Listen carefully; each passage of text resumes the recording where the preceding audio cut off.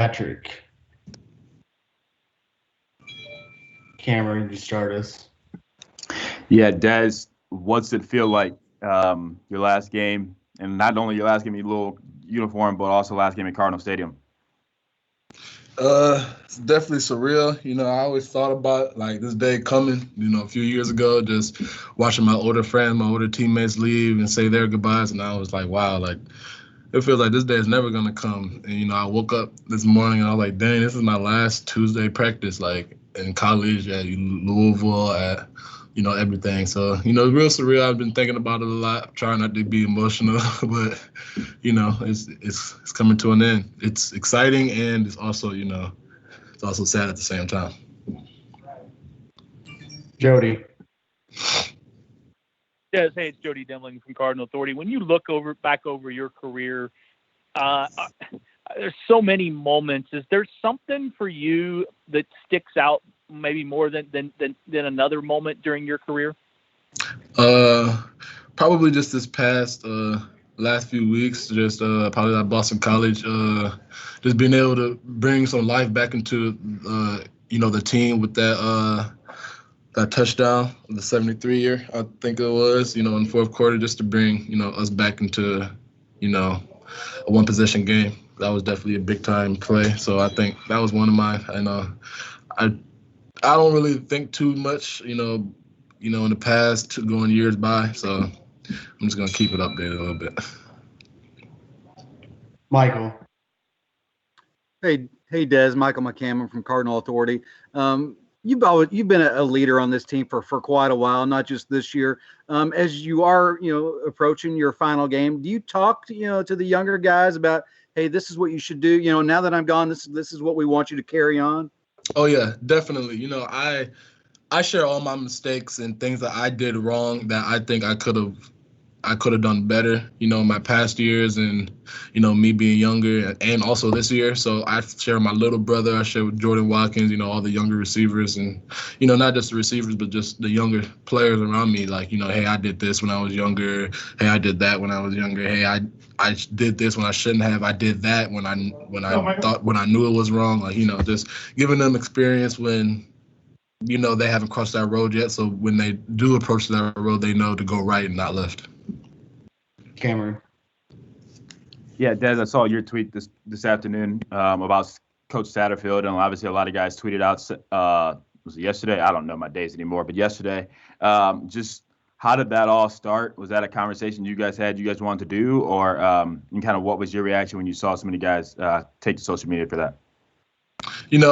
I kind of wanted to wait until the fire died down a little bit. It was just so much going on at one time, the interview, and then obviously the backlash of it. And then it was just so much going on at one time. We in the program know how Coach Sat is, and the media has his own perception and we have our own perception. So I just wanted to share my perception, when the fire was died down a little bit, give an overview of how I felt about Coach Sat because, he's just a great coach in my eyes and a great leader, and he did everything that he can for us to make sure we're happy and always goes the extra mile. So, what he said obviously was turned his words into another way, and what he said he didn't mean at all. So I just wanted to make sure that everybody heard my voice as well. A quick follow-up to that, Des. When Scott came back and told you guys kind of everything that was going on, I don't know whether that was Saturday night or Sunday, what was that conversation like between him and you guys? I'm gonna keep it inside the program, but it was it was real sincere. I believe what he said, and the only thing on both of our minds is beating Wake Forest this last game for senior year. Jody.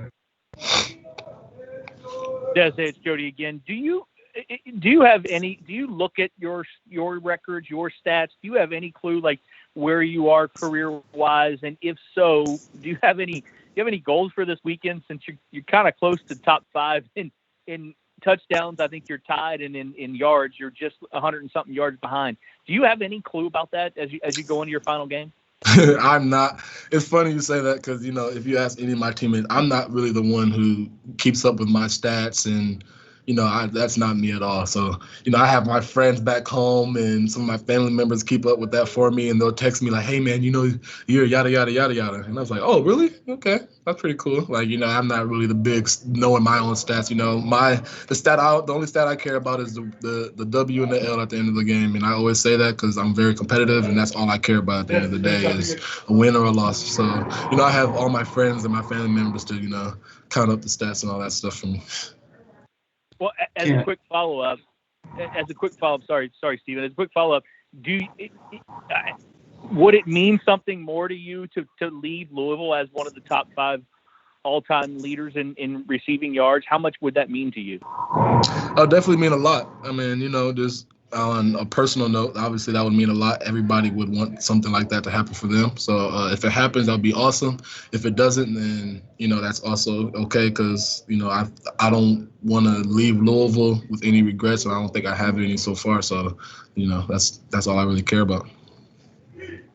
Can't. Des, since you've been here, you've been definitely a leader of the program. Was that something that you were before you arrived? Because it's easy to lead when things are going well, but you've led also in tough times. This season, I still remember the way you led in 2018.